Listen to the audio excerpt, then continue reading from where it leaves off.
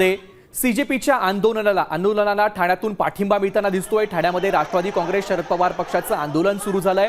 पथनाट्याच्या माध्यमातून या ठिकाणी आता सरकारचा निषेध व्यक्त केला जातोय।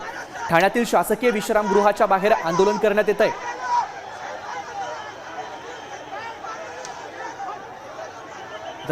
ठाण्यामध्ये सीजेपीच्या आंदोलनाला पाठिंबा देण्यासाठी ठाण्यामध्ये राष्ट्रवादी काँग्रेस शरद पवार पक्षाच्या वतीने आंदोलन करण्यात येतंय। पथनाट्याच्या माध्यमातून सरकारचा या ठिकाणी निषेध व्यक्त करण्यात येतोय। ठाण्याच्या शासकीय विश्रामगृहाच्या बाहेर हे आंदोलन करण्यात येतंय। आपण बघतोय की दिल्लीमध्ये या सगळ्या ज्या घडामोडी घडतायत त्या सगळ्या घडामोडींच्या पार्श्वभूमीवर कॉकरोच जनता पार्टीचं आंदोलन असेल, सोनम वांगचुक यांचं उपोषण असेल, यांनी नीट पेपर फुटीला विरोध दर्शवण्यासाठी असेल, संपूर्ण देशभरातून आता लोक रस्त्यावरती उतरताना दिसत आहेत। महाराष्ट्रामध्ये देखील ठाण्यामधली ही सगळी दृश्य आपण पाहतोय की ठाण्यामध्ये आता राष्ट्रवादी काँग्रेस शरदचंद्र पवार पक्षाच्या वतीने हे आंदोलन केलं जात आहे। त्याची ही सगळी थेट दृश्य आपण पाहतोय।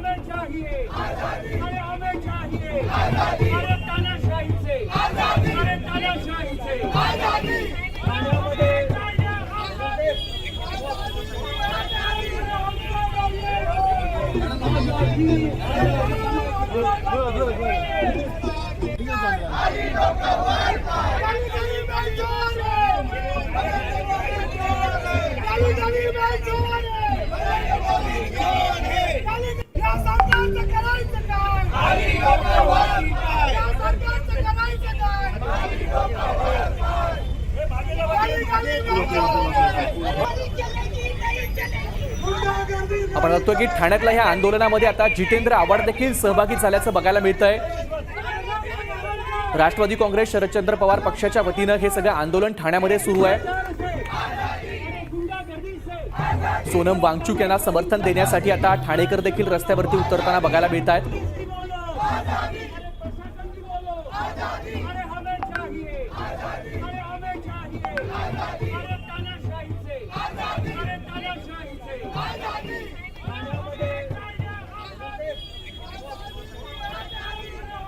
सुद्धा काही लोक काही जण खासदार आहेत, मात्र काही नेत्यांनी जो दिल्लीत जायची गरज आहे।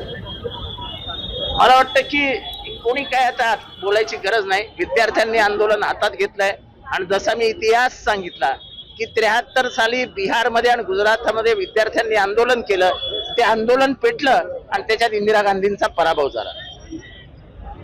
तुम्ही या देशामध्ये तायनामॅन स्क्वेअर करू नका, तुम्ही विद्यार्थ्यांना दाबायला जाऊ नका। भगतसिंग वयाचे 27 होते, राजगुरू वयाचा 26 होता, सुखदेव वयाचा 26 होता, ते सगळे कॉलेजमध्ये जाणारे विद्यार्थीच होते। एकदा विद्यार्थ्यांच्या डोक्यात आग पसरली की ते कोणीही थांबू शकत नाही। संसदेवरती परिणाम होणार म्हणून कुठेतरी हे आंदोलन दाबलं जाते। कशावरती? संसदेवरती परिणाम होऊ शकते आंदोलन। अधिवेशन सुरू आहे, असं आहे की अधिवेशन वगैरे महत्वाचं नाही, तर जनमताचा जो ठिका असतो, जनमतात जनमत असतं ते दाबण्याचा प्रयत्न करू का। विद्रोह संपायला जाऊ नका, त्याला व्हॉइस ऑफ डिसेंट म्हणतात। आम्हाला संविधानाने राईट ऑफ एक्सप्रेशन दिलेलं आहे, आम्हाला आंबेडकरांनी दिलंय, ते हिरावून घेण्याचा प्रयत्न करू नका। संविधान हातात घेण्याचा प्रयत्न कराल तर आम्ही देश हातात घेऊ। शिक्षण मंत्र्यांचा राजीनामा घेतला जाईल का वाटतंय? बीजेपी राजीनामा घेते कधी, पण मात्र आता